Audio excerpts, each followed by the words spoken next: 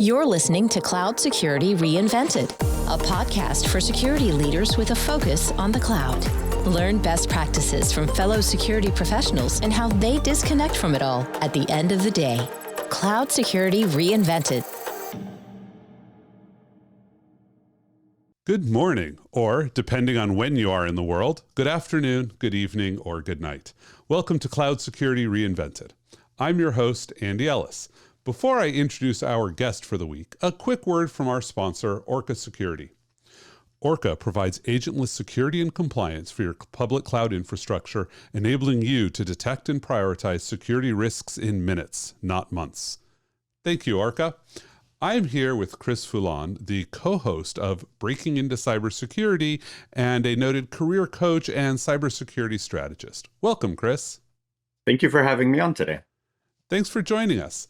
Across a career, not only do we as professionals grow, but the world we're in changes. And so today I'd like to get some of your insights, especially in light of the transition from the old on-premise world that many people used to start in to the world of cloud that is increasingly the default model for IT infrastructure and engineering. But first, you have an interesting career, and today we're not talking about your day job. We're really talking about the role you've had helping people get into the cybersecurity career field. And what has that been like, and how has that journey evolved for you? Well, I would say it started from my own desire to get into cybersecurity. I started in a typical help desk role, and I would say on my first day, someone had a password on a Post-it note, and I was like, there's got to be a better way. Ever since then, I've been interested in cybersecurity, but there weren't formal roles in cybersecurity at the time. As I grew in my career, I started to see more cybersecurity focused roles, and I was interested in transitioning in. Unfortunately, many people would look at my resume, look at my background and go, oh, no, you're just an IT guy, and just kind of slot me in for those roles.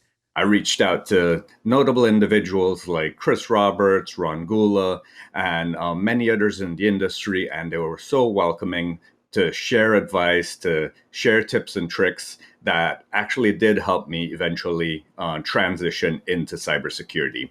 But that transition took many years, and it was really hard. So once I did get in, I wanted to give back. And around maybe 3 years ago, myself, Chris Roberts, Renee, we were going back and forth on very similar threads with the same theme of individuals looking to break into cybersecurity. And Renee and I were like, well, how can we scale this? How can we help more people? And I'm like, why not create a podcast? Because at the time, I was commuting a lot and listening to 10, 20 podcasts a week. So that was my idea, that we can get the story from one individual that broke in within the last 5 years, specifically because how quickly the industry has changed, and have them share their stories to inspire others and scale in that way. That's fascinating. And I wonder how much the podcasting world has really been impacted by the lack of commute time. Because I know that's when I used to listen to podcasts, and I have a much harder time, making time for podcasts. I would say the same thing. I typically used to listen to upwards of 40 podcasts later in my commute because I would listen on 2X, and now I can maybe get 10 in a week max. So I would say it definitely has hurt, but not too much. You still have a lot more people that are gaining visibility, and we've seen our podcasts take over over the years. So we've had 100-fold increase year over year. So we're quite happy with the uptick in interest in the Breaking Into Cybersecurity podcast. Well, that's great to hear. So really, as you look at how people break into cybersecurity, cloud has become really prevalent. So how have you seen the world of sort of that security transition change as cloud has become the norm? Is it getting easier or harder to move in? I would say easier, because traditionally in the past, you had to be almost an expert in networking, in infrastructure, in OS, in order to get to those high levels where you're working, you're architecting a data center. Now with cloud service providers all looking to drive adaptation of their framework. They're putting out free resources, they're providing free content, and to drive that adaptation of their cloud, that now someone who's really interested in it could go access all these free resources and become very knowledgeable in cloud without having to understand a legacy infrastructure. And for these cloud native companies, these startups that are just starting in the cloud, having someone that isn't inhibited by these old design architecture models is actually quite helpful because they could be more nimble and just move into the future. Yeah, that's a really great point. I hadn't thought about just the prevalence of free training. I recall when I first got into it, I got trained in Cisco. The Air Force paid for all of the classes except for the test for going for your CCIE. But it was, I looked at the bills for those, even though I didn't pay them. And that was pretty pricey, getting trained on how to use Cisco gear correctly. And I guess now the functional equivalent is all free if you're willing to spend that time.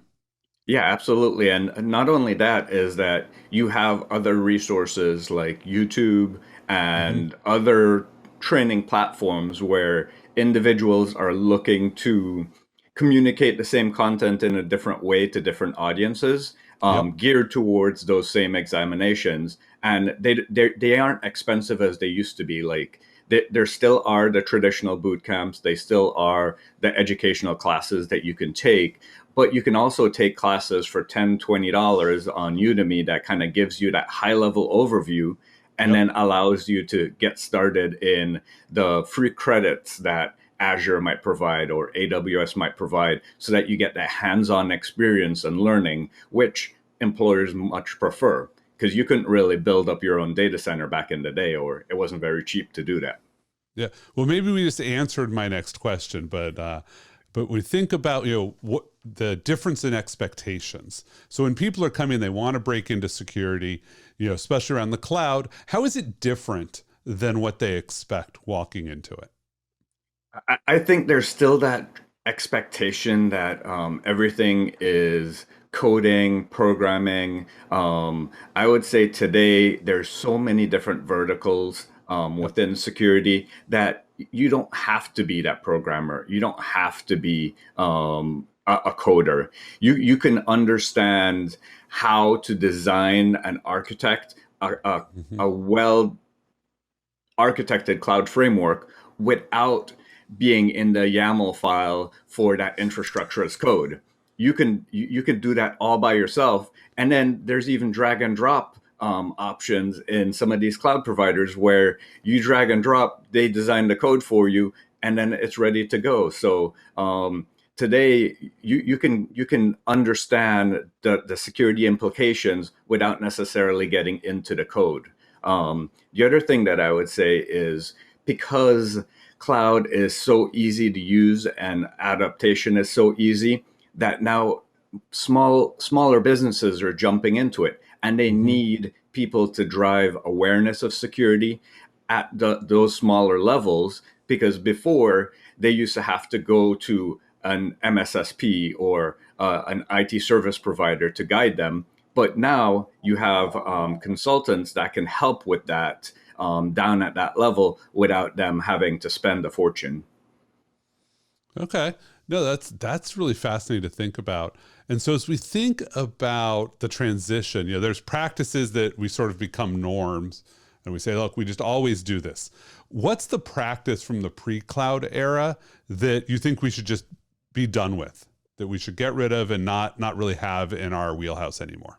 Well, I think that the biggest thing is when you think of digital transformations and driving to the cloud, this idea that you can just pick up and drop your old infrastructure and your old designs that you had Hmm. on premise, even if you had them virtualized, and bring them into the cloud. Because A, you're not taking advantage of the design architecture in the cloud, and B, you're just really moving your risk from on-premise to cloud. And in some ways, because people have a set of false expectations because they don't properly understand the shared responsibility model, Yep. they increase their risk by going to the cloud. They increase their costs by going to the cloud with these simple lift and shift transformations that you're Hmm. doing, and then realize, we're spending too much money on storage, or we're spending too much money on compute, because they never really redesigned their architecture for the cloud, or did some analyzing of what data they really needed to take to the cloud, and if Yep. that data is still even valuable to them, and they just moved everything there, and now they have all that data to protect in two places, on Yep. premise and the cloud. Yeah. So let's look at the flip side of that one. What's the practice that we used to have that is even more relevant today that we should, really embrace? I think when it comes to identity and access management, it Hmm. becomes even more critical. In the cloud, because you have so many new digital real estate places that you have to take Yep. account for. It's so easy to sign up with a credit card and to get a new service. So when it comes to that procurement aspect, that managing the digital real estate for the companies, Hmm. on premise, it used to be easy because you had to physically install it in the data center. Now it's a lot harder to manage that. So going back to truly understanding what the business needs and working with them so that they don't skirt around you and go buy these digital services. That's really great one. And this one actually for what you do, really relevant. So I think, what piece of advice do you wish you had been given early in your career? And probably you have a lot of advice because now you go around and you give people advice early in their careers. But what's the one that really stands out for you? I think for me is really finding what you're passionate about and driving towards that. I mean, your passions will change throughout your career, but don't Hmm. go chasing a paycheck. I think all too often, especially when you're younger, you might go, "Oh, wow, they're getting six-figure salaries in cybersecurity. Let me go do that." But if you pick a role and it doesn't align with your skill sets or your passion, and you feel like you're always pushing a stone uphill, you're going to burn yourself out, and then you're going to end up regretting that decision. So I Yep. think, like, truly sit down, figure out what you might like. I know it's harder when you're younger because you think you can do everything, or you don't know what you want to do. Right. But having some self-reflection and trying to figure out at least a guided path as to where you Yeah. want to go. Right. So I think you don't have to decide like this is my passion for life. It's this is something I'm excited about right now. Absolutely. Okay, I love that. As you look at the future of technology, what opportunities that it provides most excite you today? Well, I think some of the interesting opportunities when it comes to things like automation, machine learning, and AI is that it could take away some of the mundane tasks that people have to do and allow us to think and do some of the more creative things. Yep. The flip side to that is, if you automate without thinking through the process, you end up adding more complexity and more risk to your business. Yeah, I think I've definitely seen that. Places where folks, automate something and now they have scale with a process that didn't work rather than fixing the process. And, maybe they're getting, hammered with alerts because they scaled up their alerting before figuring out how to have alerts that would matter for them.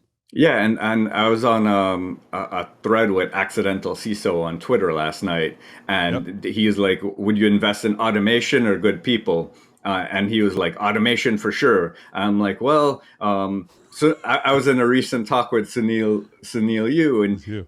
one of the things that he mentions is that the more you automate, the more people you tend to have to maintain that automation. So be careful Yeah. what you're automating and make sure you do it Right. right.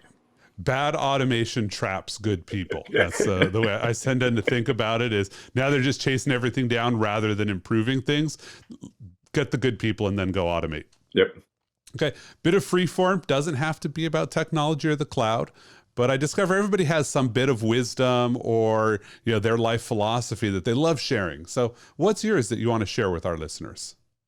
I think what I want to share is one of the challenges that we have had traditionally in IT and cybersecurity is that everyone looked the same, everyone had similar backgrounds, and we really need to change that. We need to increase diversity of thought, diversity of background, diversity of people included in this industry. And part of that is kind of driving that awareness younger in the education cycle, Yep.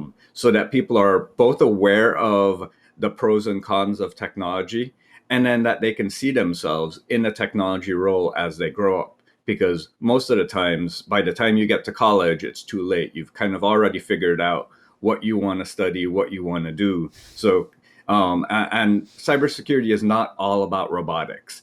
It's not Yeah. all about computer building. And that tends to be the only STEM type computer related education that's going on right now. And we need to increase that.